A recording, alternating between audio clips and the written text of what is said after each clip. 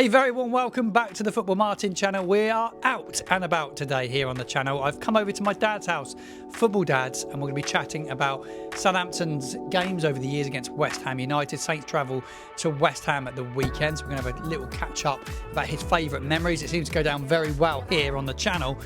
But first and foremost, I want to talk about managers, because I put a video out last night where I was chatting about the latest odds for managers at the football club, and one man has come in regarding his odds. They've been shortened. Gary O'Neill, the ex-Portsmouth midfielder, is heavily linked.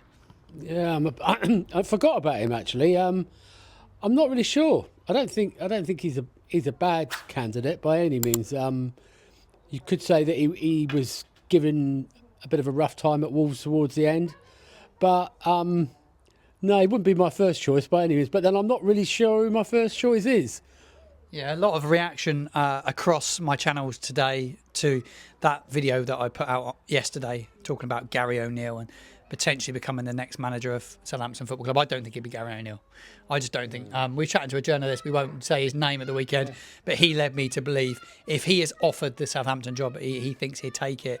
I just hope they go for Danny Roll, personally, and a lot of people on the channel are all saying the same. Liam Rossini definitely out, by the way. Yeah. It looks like he's out. Yeah, he was a good choice as well for me. Yeah, he was a good choice, but then you've got the other two. But it'd be Steven Gerrard, Southampton, and Frank Lampard, Southampton, as these sort of ex-players kind of. I don't want either, personally. No, I'm not over. Not really. I don't really think they fit the bill, to be honest with you. I think Rao is obviously the candidate, but Steve Cooper's still sniffing around. They were quite keen admirers of Steve Cooper, actually. Get involved in the comments box below. Steve Cooper, would you take him? Yeah, I guess I would. Yeah, I mean, I'm not so sure about this Will Still guy because he's got no experience of English football at all, from what I can gather. But yeah, I mean, it needs somebody with some experience. I don't want them dragging somebody out of League One who's really inexperienced. Some up and coming young manager that we don't know loads about. We don't want that again. We've been down that road before, and Danny Rail's a gamble, to be honest with you, Martin. He's not proven. You know, Cooper's been proven at the top level, and so is O'Neill. So they're probably the front runners at the minute, really, I would have thought. Yeah, we will see what happens. Get involved in the comments box below. Give me your thoughts on the latest links with managers. Are you Gary O'Neill in, yes or no? Give me your thoughts on that one. Right, we're looking ahead to West Ham United. Press conference today. Flynn Downs is back and available. Good news, that one. Hopefully he can come in and play with Big Leslie or Gachukwu at the weekend. Looks like Paul actually may miss out, but we're relegated anyway now. It's just there is an opportunity at the weekend. When I look at the fixtures, I actually think that you look at the weekend, it's a great opportunity when you look at the head-to-head and what Potter's done there. Yeah, I did listen to the manager's press conference today. I thought he was very diplomatic, little bit touchy when he was questioned about playing five at the back. I think he thinks that the team aren't capable of playing any other way, but I personally don't like it. I really don't like it with the three centre-backs. It just doesn't work for me at all. So he's got links with Graham Potter. They played together in non-league football. I think it was at Boston United. He came across reasonably well. Said the players really up for it. They want to get to the points. But, you know, last Saturday was the first game I felt really fed up. 2 penalty saves from Aaron Ramsdale as well. If you said to Rambo before the game, you're going to save 2 penalties, but you're going to go and lose 3-0, you would have laughed. Yeah, I mean, he was superb. I mean, he saved so many goals. I mean, somebody told me they were on the bus coming back on Saturday from the game, and people were criticising him. I can't believe it. I think he's been really, when he's played, he's been outstanding. He's had to be outstanding. Linked with Man United as well. Aaron Ramsdale last few days. Yeah. Links to Man United, links to Bournemouth. I think he'd probably end up staying on the south coast at Bournemouth, personally. Yeah, I think Bournemouth, but he'd probably go back to Bournemouth because his family are down here. But, you know, he must be so fed up with it. I bet he's so glad he got a get-out clause as well. He must be. Yeah, he will be. I think he will be. Looking ahead to this one, Graham Potter. A lot of Southampton fans were calling for Graham Potter to become the Southampton manager early on this season, though Potter has failed to work any magic at West Ham United, as the bottom three have accumulated fewer points than their 12 since his appointment in January. He's won 3 games, drawn 3 and lost 6. An opportunity, though, presents itself with Southampton's visit at the weekend, having lost just one of the last 12 Premier League head-to-heads against Southampton, won 8 and drawn 3. They've also won all 4 home games against Southampton, against sides beginning the weekend 14th or lower. Yeah, I saw their game with Liverpool on Sunday, and I thought they looked a decent team actually. They second half they really gave it a go. You know, looking at them, they've just got better quality players than us in every department. Well, apart from the goalkeeper, the goalkeepers, Fabianski's getting old and Aurelia's a bit dodgy, but I think they've got some good players. And who'd bet against Ward-Prowse beating Beckham's record with the most free kicks in the Premier League on Saturday? He's actually not scored a free kick, James Ward-Prowse, since that free kick that he scored at Chelsea for Southampton when Ruben Sellers was caretaker manager after Nathan Jones had been sacked. Wouldn't that be ironic? Wouldn't that be? I mean, that would sum up the season, really, wouldn't it, if he did that? Yeah, it would be very, very interesting. I was just looking at the stats on Flash Score. I've just popped it up because I like all my statistics ahead of this one. Southampton have won only once on the road in the Premier League this season, as we know. That was back in February against Ipswich Town. We've drawn 4 and lost 18. Saints have also been beaten on 5 of their last 6 top-flight visits to West Ham. We've only won them once, conceding exactly 3 goals 4 times in that sequence. I think it'd be a tough one. I've never been there, actually. Going to be there at the weekend. So make sure you subscribe to the channel, like the video as well, and the weekend matchday vlog, matchday show coming up from West Ham United, apparently one of the worst away grounds in the Premier League. Will be intriguing to see what the stadium's like. Right, he's got his notepad over there. And it's always good to jot down some notes if you're going to be talking about old games. Yeah. West Ham versus Saints, some memorable moments, some memorable players. There's a good section on the channel there. So if you've got a West Ham fan that may enjoy this, please do share the video with them as well. Right, Dad. Right. Memories. Right, we're going to go back to December the 11th, 1971. And Saints at the Dale versus West Ham.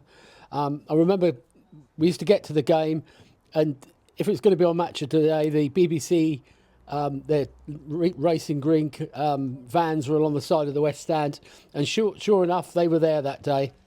So it was a typical December day, damp and cold. West Ham, interesting lineup.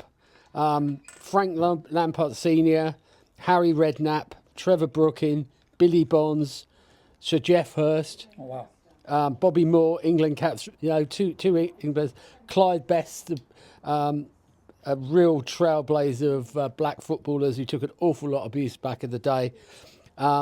West Ham win their way strip, iconic, all sky blue with 2 bands, chest bands in claret. Typically, we didn't start very well. Billy Bonds scored after 12 minutes. And things got progressively worse as Best scored in the 21st minute, and then in the 27th minute they were 3-0 up. Trevor Brooking scored. Yeah. So we were staring defeat already, but just before half time, Jimmy Gabriel, who was centre half come centre forward, scored a penalty. So we and then Shannon scored a header, which he didn't score loads of headers. And we went in at half time, 3-2 down. The second half was scrappy. I do remember coming back to it, the Jimmy Gabriel penalty. Tom Jenkins won it. He ran the length of the pitch, and Tommy Taylor took him out of it in the penalty he got. He was really annoyed. But and then in the 77th minute, Terry Payne, our captain, Mr. Southampton, really, he scored a wonder goal, and the whole place went mad. I remember Barry Davis was commentating on it. The famous BBC commentator. Yeah, and he said, "What a good goal!" He's ecstatic, and it spanned round to that, and so are they. Yeah. And it was brilliant, and it's on YouTube. And if you want a taste of what the Dale was like in the early 1970s, it is a classic. It is just so iconic of the place. And it was interesting with the match of the day coverage, because wherever they went on the Saturday evening, Cilla Black had a show. We used to go to people's homes, outside people's houses. They'd be knocking on the door, and lo and behold, they're down Milton Road knocking on somebody's door. Oh, really? Well, they were they? Yeah. That's right, yeah. So that's my best memory of them. But to see people like Moore and Jeff Hurst, that our generation, were lucky to see a lot of those. I mean, the only World Cup winning players I didn't see was Banks, Ray Wilson and George Cohen. But the rest of them, obviously, we saw Bawley, we saw the Charltons, Roger Hunt for Liverpool, and obviously, you know, Hurst, Moore, Peters, at West Ham. They were really good days. So that's my memory for the Standout memory of West Ham versus Southampton. Get yours in the comments box below. Give us your standout memories. Favourite of a West Ham player over the years? It's got to be Bobby Moore. Really. I mean, you know, in not the 1970 World Cup as well. Him and Palais, and yeah, he was good. But they always produced good players. Yeah, Ron Greenwood was the manager back then. You know, that game at the Dell, you had Ted Bates, who was a real club man. Had been for Saints for years. You had Ron Greenwood at West Ham, and they had all the young players like Tommy Taylor coming through, and Redknapp and Frank Lampard Senior. They were a proper old club, but in a way, they're like Saints. They kind of lost their identity when they left Upton Park a little bit. Yeah. I never had the privilege of going to Upton Park, actually. I wish I did. No, give me your memories of Upton Park as a Southampton fan, if you've been there. Some good memories going there? No, I've never been, actually. I never ever went to Upton Park, but it was a compact ground close to the playing area. And I mean, there are videos of their matches when they were these like a mud bath. These pitches were like ploughed fields. Yeah, now they're like carpets. But they are like carpets, and I kind of wonder how some of these players these days would actually cope playing in that. I mean, Derby's baseball ground was the all-time classic. Yeah. So.